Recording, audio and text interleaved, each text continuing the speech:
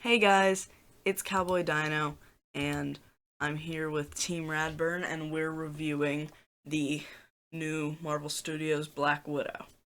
And this is the first Marvel movie we've had in 2 years. We've had some good Marvel content this year with the Disney Plus shows, WandaVision, The Falcon the Winter Soldier, and Loki, but we haven't had a Marvel feature film since Spider-Man Far From Home. Which I think that this was exciting to watch, Oh yeah, this and is a real event to go to.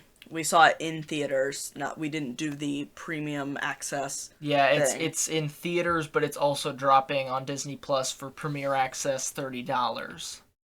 And if you can't go to a theater, definitely, I guess, pay that if you Yeah, want. I think it's worth it, definitely. But I think going to theater is more fun. Especially with this kind of, big blockbuster movie. Okay, so let's talk about just like Natasha Yeah. herself. So, as you would expect, Scarlett Johansson gives a great performance. I think. I like how I chose the picture of her doing the hair flip and arm out thing, but Yeah. um, obviously, yeah, Scarlett Johansson does a great job as her. So the movie starts out with her as a child, and she has a sister. Um, that Which we later find out that this is, and of course, spoilers. Yeah, For spoiler warning. We always forget to say that. but we find out that this isn't her real family. They were just a family put together as a Russian undercover mission. Yeah, but so There's a we lot of have her. interesting things to dig into for Natasha Romanoff's past, and this movie hints towards a few things and also, gives us all out Obviously, flashbacks. so it starts out. She's in the fake family thing, and then her and her sister get sent to the Red Room and stuff. And Yep. we obviously know from the other Marvel movies with her in it that she escapes. Boom, right? Yeah. And then it cuts to after Civil War, right? Yeah, so this takes place right after Captain America Civil War, where she was on Team Iron Man, but at the end of the airport battle, she tased T'Challa and let Cap and Bucky escape. So now General Ross is after her, and she has escaped him and is moving Now I know I on. didn't put his picture on there because he's not as big of a character, but the friend. The friend, yeah, I don't know his name, but her contact who hooked her up with lots of different things. Um, Uh, he was a fine character. I didn't find him yeah, stand I out. don't think he was but I don't think he was supposed to be No. necessarily. He was just he was there. And so she what happens? Oh yeah, she's driving and her car gets like blown up and Yeah, gets that into a launches crash. her into her first fight with Taskmaster and sends her on this journey throughout the movie. And on this journey, she ends up meeting a new, very important character, Yelena Belova, who, as we already mentioned, is her sister, if you will. And Basically, yeah, obviously they it's her sister. yeah, I thought she was a great character. Florence Pugh plays her, and I thought she had a good, like, sarcastic wit, but also, like, toughness in the action scenes. And I found her, she's my, I guess maybe Natasha, but she was definitely one of my favorite characters coming out of this movie. And as you'll find out in the post-credit scene, she's gonna be involved in the future of the MCU, and I'm certainly excited for And the that. Hawkeye show. Yeah, She's been sent to kill him by what's her face? Yeah. Valentina. Um, so What did she you think of Yelena Belova? I thought she was a good character. I think that um I maybe enjoyed her more than uh Natasha And that's because fair. I've heard some people say that even in her own movie, Natasha her personality doesn't stick out as much. No. And when you combine her with more dominant personalities, she can get lost, but I think she's still a driving force in this movie. Oh, definitely. But so how do you feel about the whole kind of thing based around the red vials and stuff? Oh, so the plot is that Yelena Belova had been mind controlled by Dreykov, who is our sort of villain behind the scenes, and was freed from it when another Black Widow sprayed her with this red stuff that is sort of one of our plot devices that allows these brainwashed Black Widows to be freed, and that sort of sends us on this journey. No, I enjoyed that aspect. Yeah, I think that's fine. I don't like. So at the end they do say that they're gonna like mass produce it, right? Yeah, To free everybody. I believe. But then that's what why they don't say. we, in the MCU, in general, and the other like, why is that not a big deal? This is spy stuff. It all It's happened undercover. behind the scenes. Yeah. And what else can we say about her? She's the reason that was her vest. Oh yeah, they have a little tie-in to Infinity War, which is nice. I like that. It makes it puts it into the timeline more. Yeah. Like it ties it all in. So, as well as meeting new characters, Yelena Belova, we also meet the rest of her family, Alexei and Melina, along the way. Oh, we're starting with Alexei, Played by David Harbour. also known as the Red Guardian, and I thought he was a fun character. Okay, I thought he was a fun character, but he was underused and Yes. was used only for comedy. That is so. I will just say I really loved this movie, right? But I think Red Guardian is one of my biggest problems with it, and not him specifically, but just the fact that the movie only used him as a joke, and he never got a moment to Like- shine at the end. Comedic relief characters, obviously, are pretty. I mean, they're pretty essential to a lot of films. Yeah, and the MCU especially loves to undercut moments of drama with comedy, and sometimes not to its benefit. But, like, most of the time, a character that has a lot of comment, like Groot, right? Groot's funny. Yep. But then, at the end of Guardians of the Galaxy, the first one, he has a moment where he's epic and, Exactly. like, he is not comedic in that one moment for him to shine as a hero. And especially since most people will know David Harbour as Hopper from Stranger Things, Hopper as a character is often used as comedy. Like He's used as comedy, but he's still pretty. yeah, like they love Epic. making fat jokes about him, but he also has so many dramatic moments, but also epic moments. Yeah. And I feel like the closest thing we got to that is when they were in the cell and he was like, "Listen, look, I'm sorry." Both of his sorries to who he thought was Natasha and what's her name? Yelena. Yelena. The him seeing American Pie and him apologizing to Natasha, but it was really Melena. Which is the problem, because that could have been that could have been a good poignant moment for him, but those they were undercut the it. closest thing we got to serious moments with him. Yeah, so And I just wanted more. I was definitely looking forward to him being Red Guardian, for him really showing off his heroicness, being a, Captain America kind of dude. And, like, even his costume thing, he doesn't fit into the costume, and he's like, haha, I still got it, or whatever.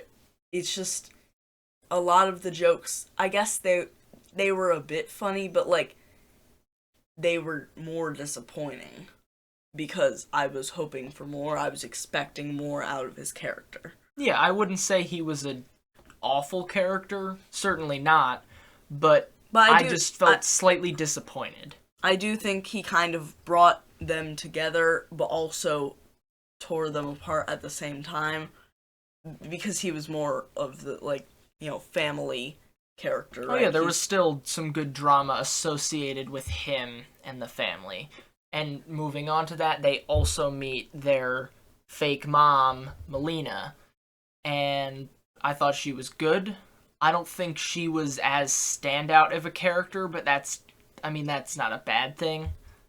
No, it wasn't. What was I forget what I was gonna say. I don't know, overall, I did enjoy, especially, really the highlight of this movie is the drama and the Action. fun that ensues when these four people who for 3 years were a family and then they all went their separate ways. Some of them think that this was an important part of their lives, and some of them have tried to forget it. I think that is really the highlight of the movie when those kind of scenes And and they obviously, explore that this dynamic. this movie is a lot of action, just all around. There's barely a moment when they're not in some sort of fight. Which, let me touch on that. I really enjoyed the action in this movie. It was brutal, it was visceral, there were a lot of standout moments regarding the action, and I think that really makes it work. If the action was subpar, this movie might fall apart, but it doesn't. The action is well handled, and there's some cool moments, especially, and we'll get to this, but that come from Taskmaster. There's a lot of good stuff in regards to the action. Yeah, I think there's a lot of good action, and back onto her character. She, I mean, yeah, she's fine. She's not the best, but she's a fine character. But she shows that she cares about their fake family, and that meant a lot to her, which is more of something that Natasha can say, oh well, two other people care about it a lot, and Alexei kind of cares, but so then maybe I should care too. Yeah, that, and by the end of it, they all sort of realize that they, in their own way, are a family. And then one other thing I want to touch on is the direction. This movie is directed by Kate Shortland, and I really enjoyed within the MCU, it was much darker of a movie, and I thought the tone and the sort of spy movie genre feel, that was a standout, especially there's an opening sequence with the credits on the screen, which normally most of these Marvel movies don't have the credits in the background. Yeah, it is a cover of Smells Like Teen Spirit by Nirvana, and that sequence it's just like the atmosphere of it is really cool, and I think that with this movie, it has a unique in the MCU. I mean, all the Marvel movies sort of have they all feel the same, but this one does have a bit of a unique spy feel to it, and I liked that a lot. Even though we know that Black Widow's going to stay alive for the moment, because obviously she needs to be alive for Infinity War, but it really shows it. I don't know. It gives it more of a high stakes feel. Yeah, I mean, it's not really high stakes because you do know that most people will survive, but there's still tension in the action sequences, and that's good. There's a lot of mystery to it with her past and everything. So now let's touch on the villains. That's a really grainy picture. So the villains of this movie, if you watch the trailers, you might assume that Taskmaster would be a main villain. If so, that's not really what happens. Taskmaster is generally a henchman to the main villain, Dreykov, and Dreykov doesn't really show up until the end of the movie. It's just a wild goose chase for him. Yeah. Going from person to person, asking, where can I find him, where can I find him, until finally the main battle, right? Yeah. And so, Taskmaster, spoilers again, but it is revealed that Taskmaster is actually Dreykov's daughter, who Cool. Natasha thought she had killed in the past. And she also thought she killed Dreykov. Yeah, so she had done a bad thing and killed Dreykov's daughter in order to kill Dreykov, but neither of those people died. And I felt it, like, I didn't actually predict that, but it felt like a predictable sort of twist. And it also sort of undermines Taskmaster as a character, because the whole time she's just like a brainwashed person in a robot suit. There's no character. She's just a henchman doing what Dreykov wants. And that's vaguely disappointing, but it doesn't mean the action scenes aren't still really cool. Well, yeah, I think, obviously, in the end, Dreykov dies. She doesn't die, does she? She's... No, I think they're gonna heal her at the end or something. She's not, like, fine and dandy or whatever, but she's fine at the end. I probably should put in a picture of her face. But I think it was very spy, like, oh, you need his fingerprint to, like, get the data in the thing before the ship blows up, you know? I think it was a ring, but yes. Whatever. Yeah. But, yeah, I think... Were you disappointed at all by Taskmaster? Yeah, I think I was. I don't think I watched, other than the trailer that you might have shown me, that I didn't No, really I didn't remember. watch trailers, but still, someone with this cool-looking suit and this sort of foreboding presence whenever they show up in the action, you want it to be a bit more cool, and then this reveal that it was Dreykov's daughter, it's alright, but it wasn't, it felt like you could have done more, maybe. I generally like when the villains are cool, right? Yeah, these who are... doesn't like cool villains? But these are weaker villains, for sure. I mean, like, it's no Thanos. It's no Thanos at all. And the MCU does have a villain problem. Like, a lot of their earlier villains especially can be pretty forgettable, and these fall into that bunch. Pretty, like, bland, I don't know.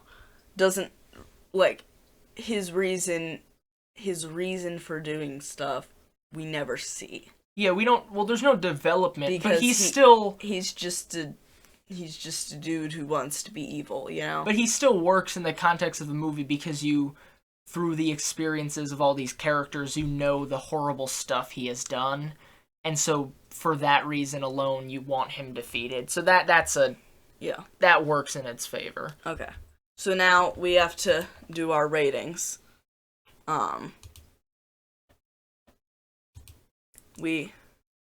Okay, so you can put your rating in first. So, I'm thinking, I really thoroughly enjoyed this movie.